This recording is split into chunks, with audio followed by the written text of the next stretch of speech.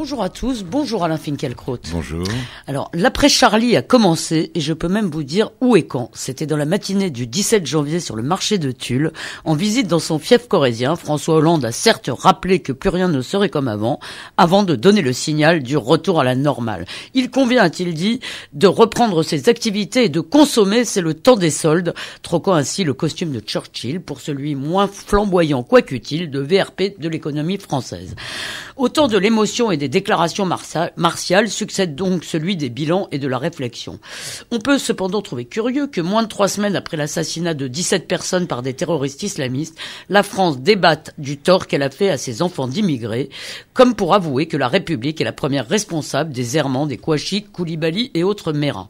24 heures après que François Hollande nous avait appelés à être fiers d'être français, Manuel Valls, lors de ses vœux à la presse, dénonçait donc la situation, je cite, d'apartheid territorial, social, ethnique, qui serait celle des quartiers dits difficiles. Et tandis que Najat Vallaud-Belkacem annonce l'instauration d'une journée de la laïcité à l'école, le Premier ministre entend lui jouer sur le levier du peuplement pour forcer la mixité sociale. Bref, à en juger par la tournure du débat public, on est en droit de se demander si l'après Charlie ne ressemblera pas furieusement à l'avant. Alors, cher Alain Finkielkraut, je ne sais pas si vous avez cédé à l'appel du shopping, mais vous avez peut-être votre idée sur la question. Est-ce que nous nous donnons aujourd'hui les moyens de comprendre ce qui nous est arrivé? Écoutez, votre chapeau a tout dit. Ah bon, très bien. On va pouvoir clore l'émission. Mais prenons les choses. Nous sommes impatients de vous entendre néanmoins. Prenons les choses par ordre. Et je voudrais commenter pour commencer cette phrase de Pierre Manant. Le politiquement correct est la langue artificielle de gens qui tremblent à l'idée de ce qui pourrait arriver s'ils arrêtaient de se mentir.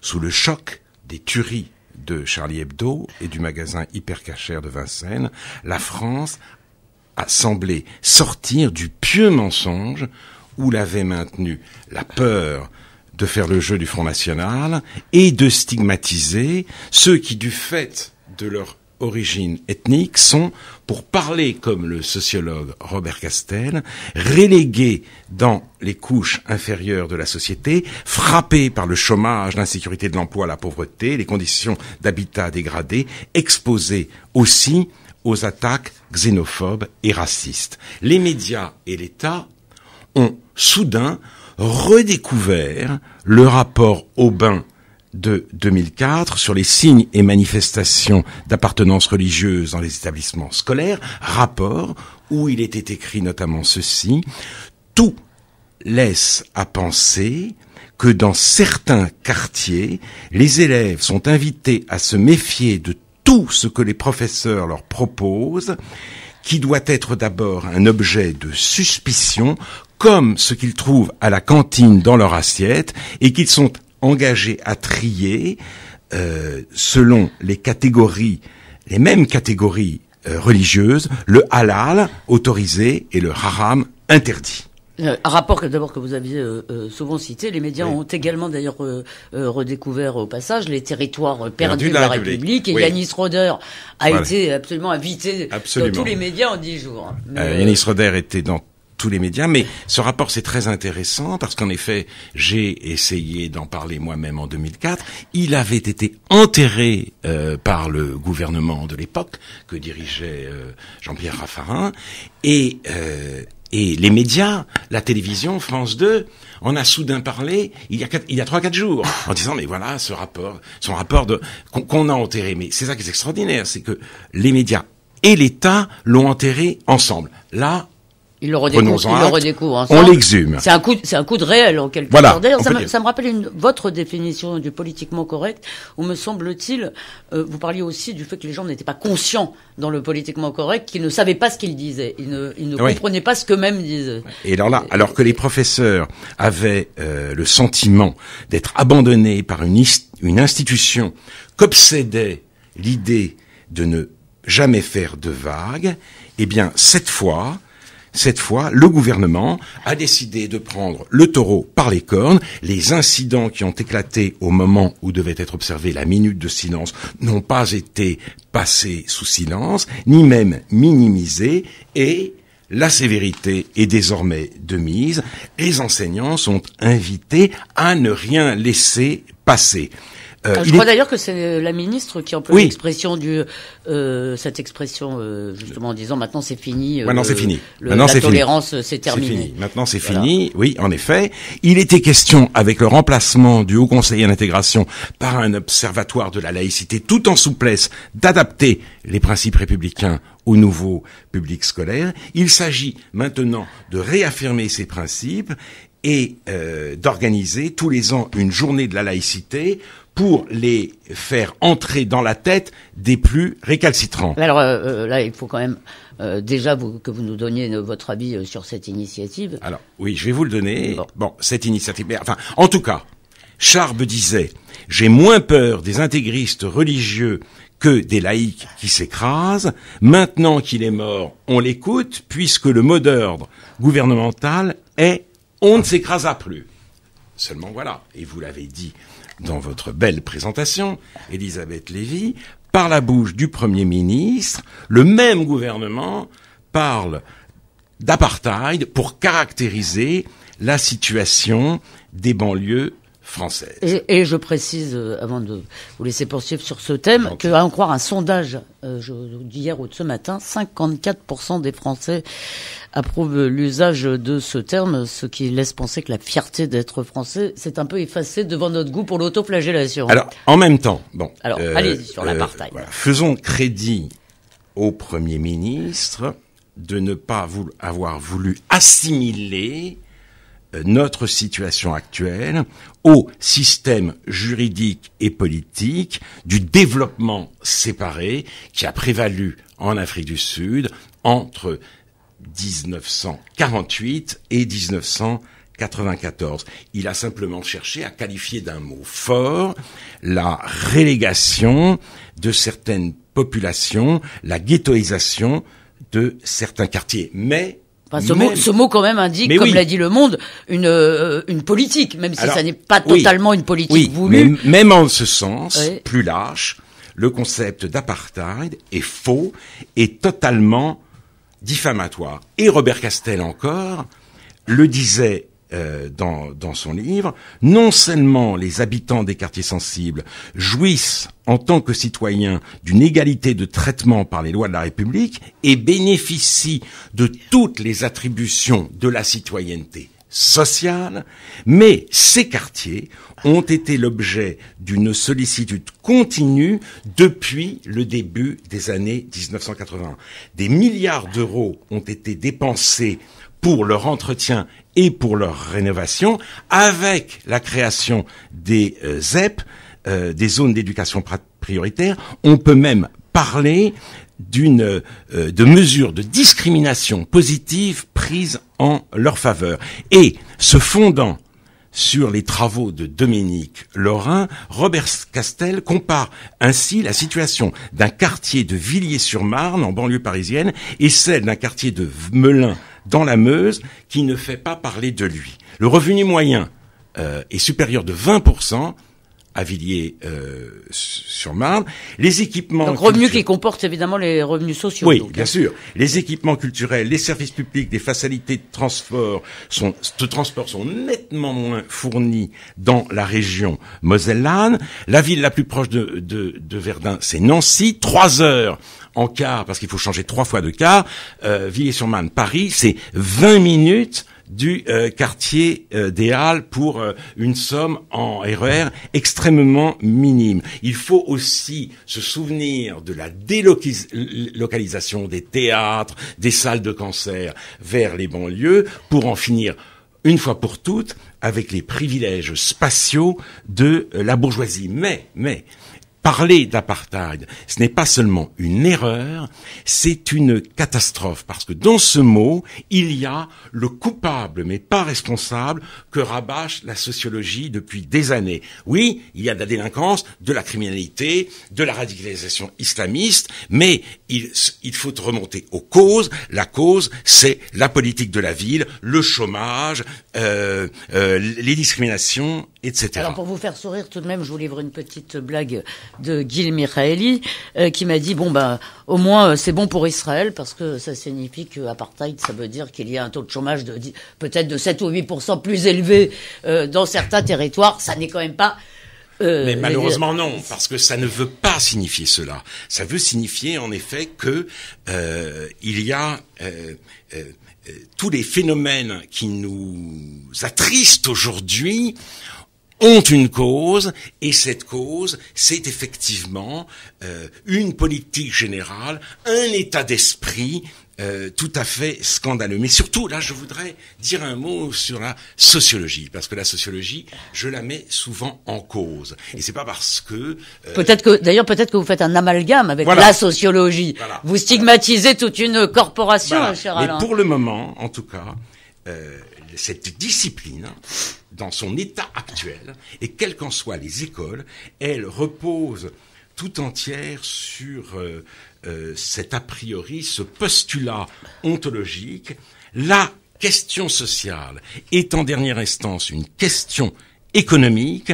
Ce sont, autrement dit, les inégalités qui mettent en péril la cohésion d'une société. Et enquêter, ce n'est jamais rien d'autre que valider cette hypothèse préalable. Autrement dit, oui, la dimension culturelle des phénomènes n'est jamais prise en compte, puisqu'il a été décidé au départ qu'elle était secondaire ou dérivée. C'est une conséquence, c'est un effet dont la cause doit être recherchée dans les souffrances générées par l'injustice économique. Alors d'abord, je précise quand même, vous avez oublié Keppel que vous citez souvent et quelques autres. Je ne sais pas si il n'est pas sociologue. C'est vrai, il n'est pas sociologue. Et là, c'est très intéressant que vous dites sur Keppel, parce que Keppel vient de l'anthropologie, et c'est Lévi-Strauss qui nous a appris que toute humanité appartenait à une culture, que toute expérience humaine était structurée par une expérience collective du monde. Et cette découverte de l'anthropologie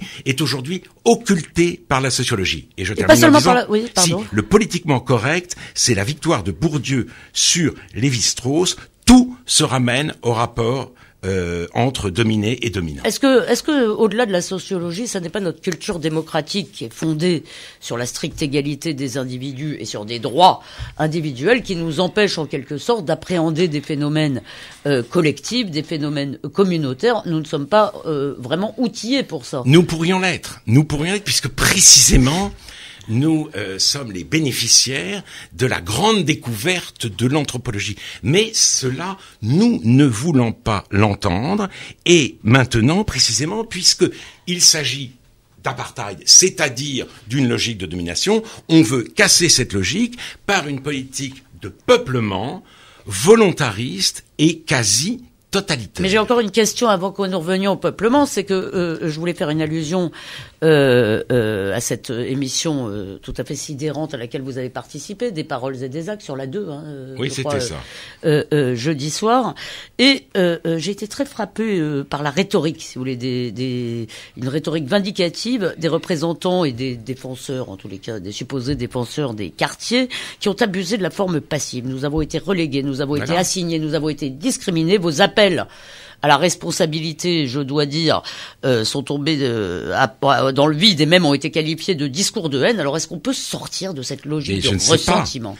Et je pense qu'on ne pourra en sortir que précisément quand on renoncera à cette vision du monde exclusivement sociologique, quand on prendra acte de la réalité, de la dimension culturelle du problème auquel nous sommes confrontés. Même si ça nous amène à l'idée qu'il y a un choc des civilisations chez nous. Non, ça nous amènera en tout cas à l'idée que on ne peut pas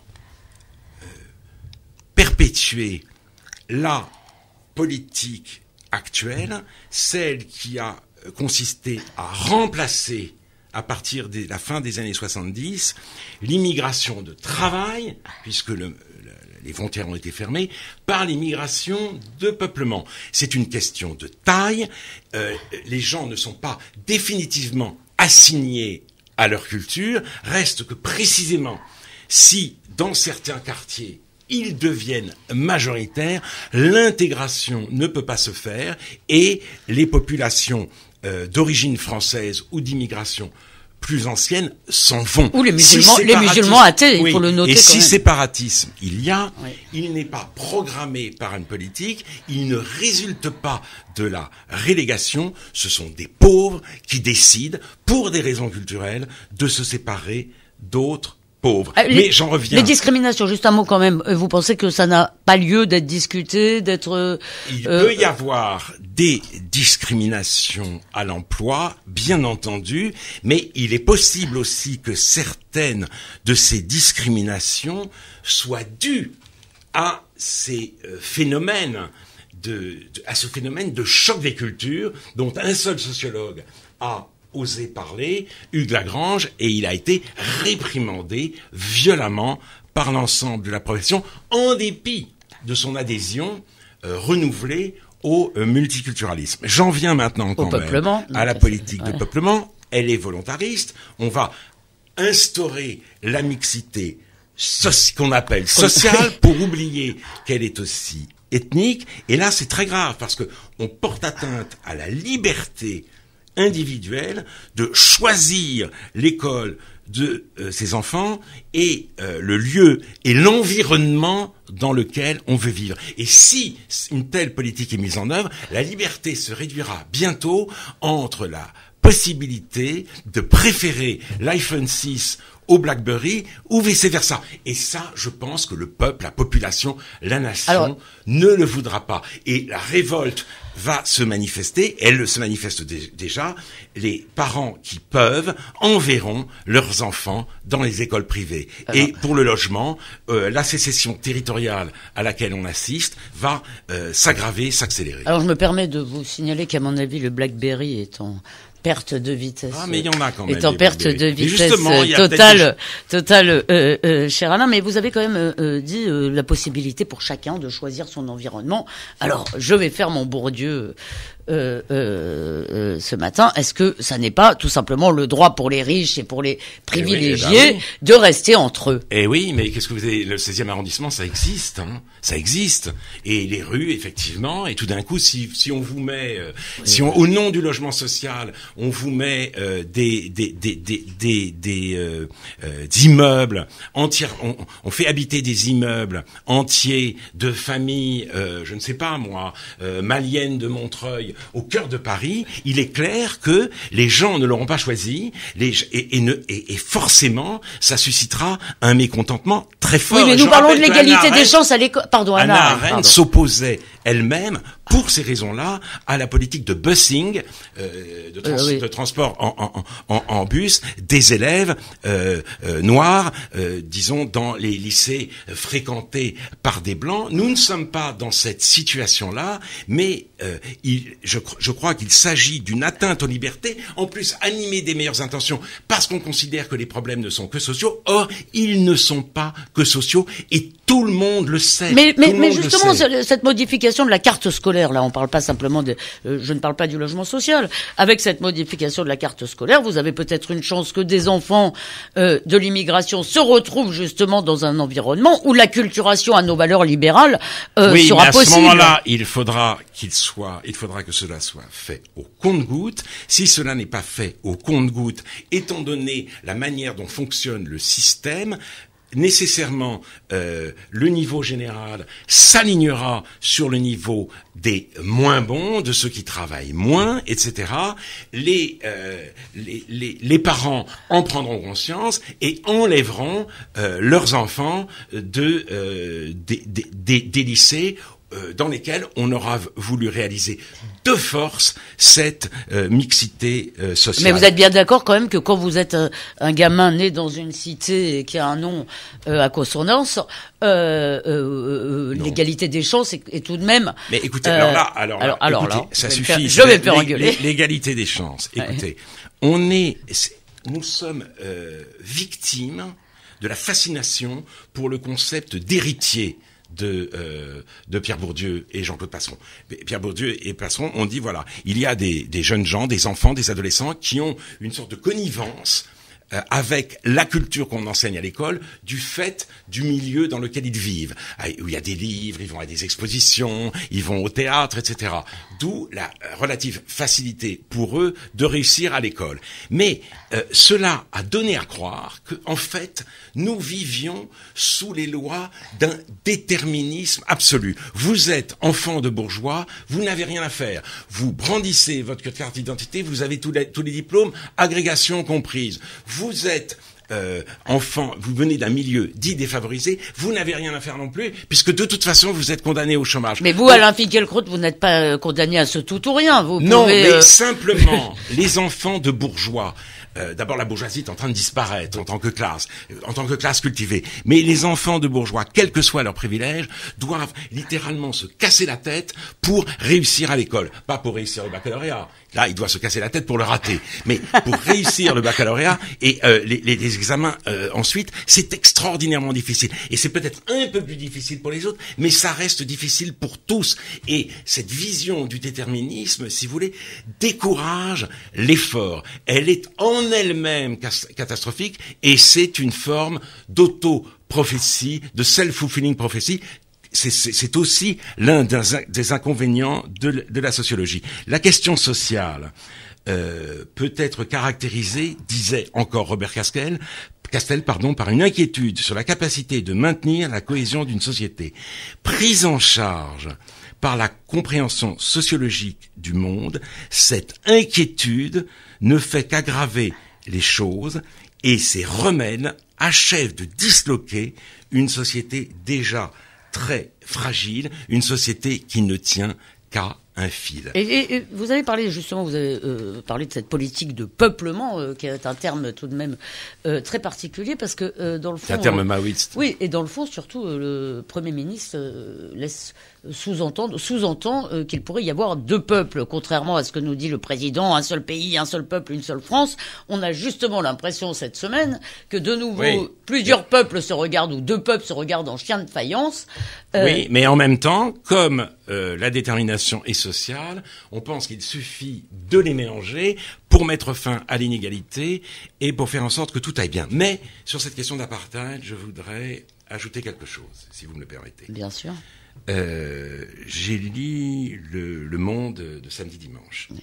Et le titre c'est 5 colonnes à la une, si je puis dire, la France est-elle en situation d'apartheid? Et là, vraiment, je voudrais dire d'abord que la lecture de ce journal, toujours aussi cauteleux, mais de plus en plus fanatique, est une épreuve quotidienne pour toute personne de bon sens aujourd'hui. Cauteleux, pourquoi? Parce que, bien entendu, on ouvre le débat. C'est l'apartheid, donc on fait une page aiguë, quelqu'un qui dit oui, et puis quelqu'un qui dit non, peut-être pas. Mais le dernier mot appartient à l'expert, qui lui n'est pas dans la page débat, qui s'appelle Gérard Noiriel, historien de l'immigration, auteur du Creuset français, et qui nous explique d'abord cette chose tout à fait extraordinaire, les attentats terroristes. Alors je suis très réticent à faire le lien entre ces attentats et la question de l'intégration. En 1894, le président de la République, Sadi Carnot, a été assassiné par un anarchiste italien. En 32, un autre président, Paul Doumer, a été tué par un terroriste qui voulait se venger du fait que la France n'avait pas suffisamment soutenu les Russes blancs durant la guerre civile. Et donc tout d'un coup, il nous plaque ces deux assassinats sur la réalité des frères Kouachi, de Koulibaly, de Mohamed Merah et du Médine et Mouche. Heureusement qu'il nous dit pas que c'était des crimes islamophobes. Non, voilà. Mais en même temps, ce qu'il nous dit, quand on lui dit, certains estiment que la religion musulmane serait un obstacle à l'intégration. Voici ce qu'il répond. Cela me rappelle les vieux discours antisémites qui affirmaient sans cesse que depuis 2000 ans, les Juifs ne s'étaient jamais intégrés dans la nation française à cause de leur religion. Ça aboutit aux lois raciales de Vichy. Autrement dit, on brandit l'antisémitisme du passé qui a mené à Vichy pour dissimuler la réalité de l'intégrisme musulman et de l'antisémitisme islamiste. C'est épouvantable. Mais là, vous voyez, d'un côté, des sociologues, peut-être pas tous, qui retirent au présent sa dimension culturelle, et des historiens, donc de l'université, devenus fous furieux, et qui font rentrer le présent dans le rang. Pour bien montrer qu'il ne se passe rien, eh bien, on plaque les situations des années 30 de manière tout à fait fallacieuse. Et ça veut dire quoi? Ça veut dire que la tartufferie contemporaine, c'est « cachez-moi ce présent que je ne saurais voir ». Et on avait pensé que l'événement monstre de la manifestation du 11 janvier, eh bien, avait mis fin à cette tartufferie, l'avait vaincue. Il faut croire, et je le dis avec une grande tristesse, qu'elle est invincible. Ah bah, pardonnez-moi, mais vous l'aviez pensé. J'aurais bien voulu qu'on parle de la laïcité dont on a tout de même découvert en même temps qu'elle était problématique, non pas pour quelques fanatiques, mais pour une partie notable de nos concitoyens musulmans qui la considèrent comme une machine de guerre contre leur religion. Mais ce sera peut-être un de nos thèmes la semaine prochaine. Merci, cher Alain Finkielkraut. Il vous reste quelques jours pour faire les soldes. Et vous, chers auditeurs, pour vous procurer le dernier numéro de Causeur, où vous découvrirez des extraits du journal intime de Philippe Muret. Merci Alain Finkielkraut. Bonne semaine à tous.